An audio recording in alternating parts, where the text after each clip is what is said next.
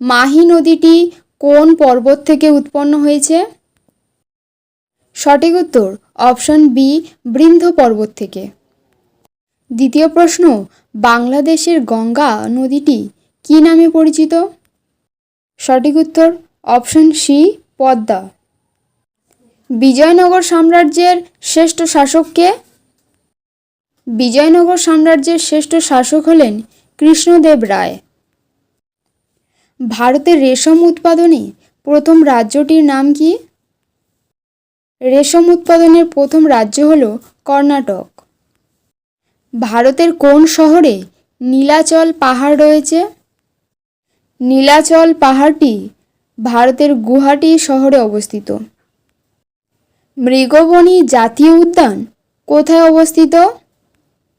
মৃগবনী জাতীয় উদ্যানটি তেলেঙ্গানা রাজ্যে অবস্থিত।